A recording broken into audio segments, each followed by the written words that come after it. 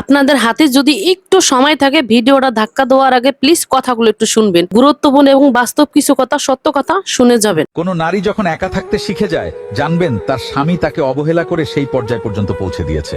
সেই সব স্বামীদের লজ্জা হওয়া দরকার, কারণ আপনার স্ত্রী আপনার সাথে থাকলেও আসলে শুধু তার শরীরটাই আপনার পাশে আছে, তার মনের সব ইচ্ছা স্বপ্ন অনেক আগেই মরে গেছে। তবে শুরু থেকে সে কিন্তু এমন ছিল না, তাকে এমন বানানো হয়েছে। একটি মেয়ে বিয়ে করে স্বামীর ঘরে আসে অনেক স্বপ্ন নিয়ে, অনেক আশা নিয়ে। সে সবকিছু ভাগ করে নিতে চায়, ভালোবাসা পেতে চায়।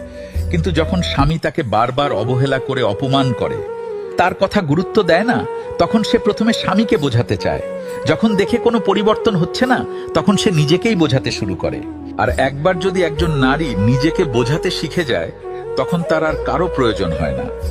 সে তখন নিজের মতো করে থাকে বা নিজের সন্তানদের নিয়ে জীবন কাটিয়ে দেয়। অবহেলার দেয়াল যখন অনেক উঁচু হয়, তখন নারী ভালোবাসার চেয়ে নিজের আত্মসম্মানকেই বেশি গুরুত্ব দেয়। কথাগুলো কিন্তু সত্য এবং বাস্তব। কিছু কুলাঙ্গার পুরুষ মানুষের কারণে অন্ধকারে হারিয়ে যাচ্ছে অনেক মেয়েদের জীবন। প্রতিবাদ করে না শুধু সন্তানের জন্য, সংসার বাঁচানোর জন্য। ভিডিওটা ভালো লাগলে শেয়ার করে দিবেন সবাইকে দেখার জন্য।